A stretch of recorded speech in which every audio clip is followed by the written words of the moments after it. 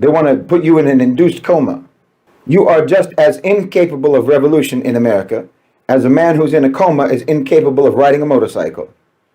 There's never been a totalitarian society in history that had more control over their population than the system of America, the system in America, has over its people. And there's never been a people less capable of resisting or revolting against totalitarian control and oppression than the American people of today. They have disarmed you. I'm not talking about your guns. You've got your guns.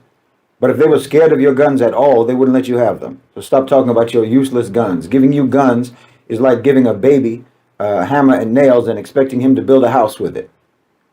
You won't do anything with those weapons except point them at whoever they program you to point them at.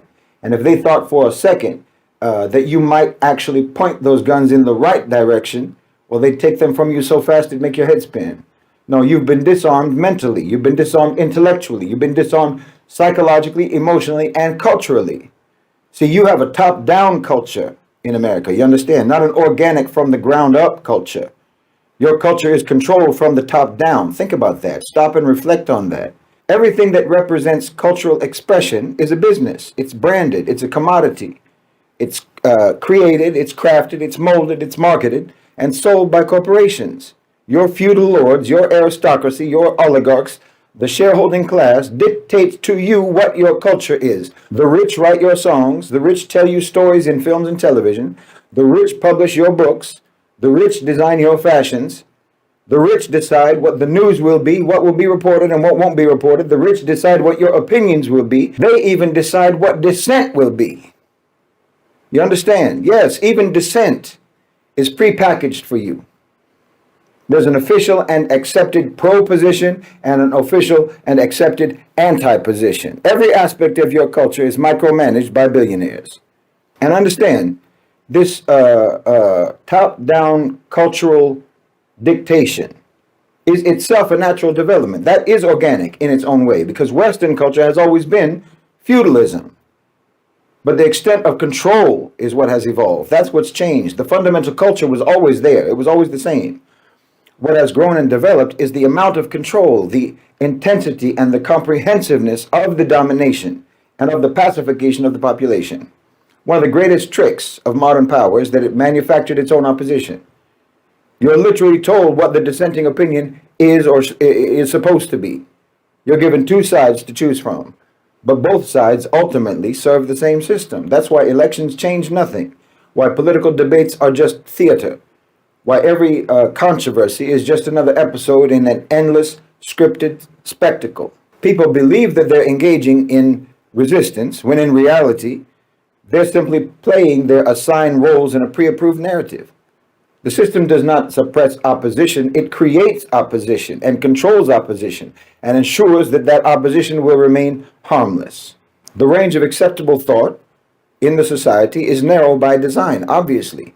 You can question war, for example, but only within the given framework that's provided for you. You can critique capitalism, but only in ways that don't actually challenge corporate control, with an anti-capitalist t-shirt or something that you buy on brand.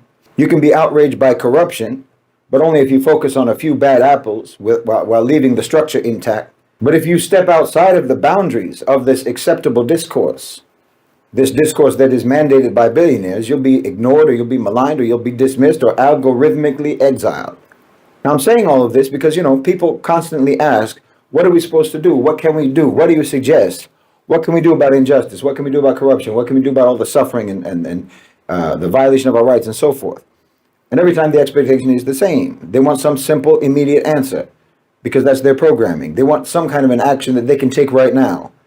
But this approach is fundamentally flawed because it treats only the symptoms rather than addressing the underlying disease. But the truth is, the crisis is not just one of injustice, it's a crisis of culture. The problem isn't simply oppression, it's a deeply entrenched control system that has shaped the entire psyche of society. Injustice, corruption, oppression, and what have you, that they don't exist in a vacuum. They're manifestations of a broken cultural foundation. Yet instead of recognizing this, people want quick fixes, temporary relief instead of real solutions. It's like a man who's suffering from chronic pain.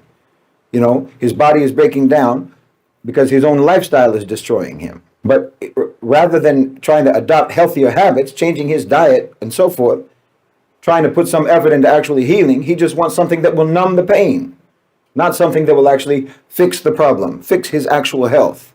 And after time, he'll just become more and more dependent on stronger and stronger painkillers until he can't even function without them, while the underlying illness continues to just get worse.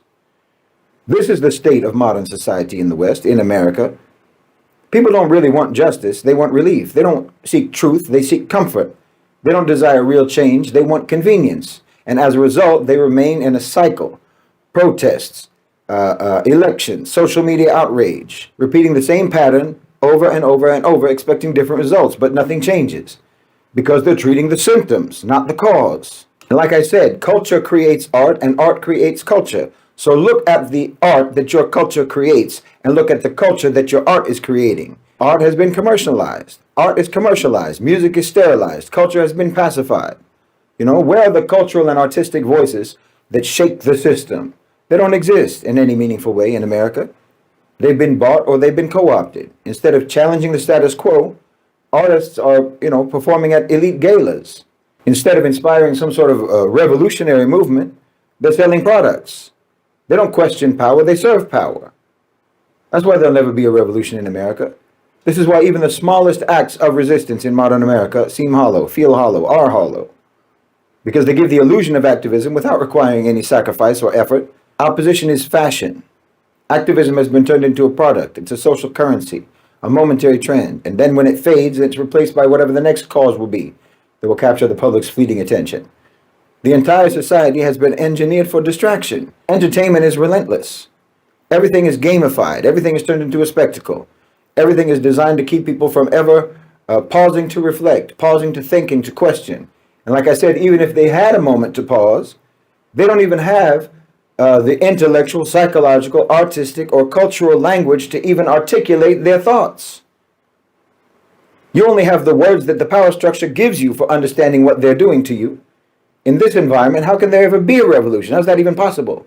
If you're people who are addicted to instant gratification, how can they sustain long-term struggle? A society that's conditioned to seek pleasure above all else, comfort above all else, is never going to choose hardship, even if that hardship is necessary for justice. The population has been trained not to endure, but to escape. I said you've been trained to escape, not to endure. You've been trained, you've been programmed to be serfs. That's what you were and that's what you are, serfs and slaves. Only now escape doesn't actually mean escaping the plantation or the manor or the tenant land. It means just forgetting where you are and what you are. Escape means distraction. It means not even knowing the words to understand that you are a serf or a slave. It means that the songs you sing, the stories you tell, and even the dissent or the opposition that you express are all actually just methods of reinforcing your subject status. And in America, even the dream of liberation isn't really about liberation. The culture and the system created by the culture and the art created by the culture have made the dream not about liberation from oppression, but a dream about becoming the oppressor. That's the American dream. It's a cruel society. It's a cruel system because it's a cruel culture. So like I say, you want short-term symptom treatment, not long-term cure of the disease, because the only kind of revolution that you really need in America is a cultural revolution. America doesn't need cosmetic surgery. It needs brain surgery. It needs heart surgery. You don't need a pacemaker. You need a transplant. And unless and until you actually change your culture, the only way that you'll change your system is by changing it to become worse.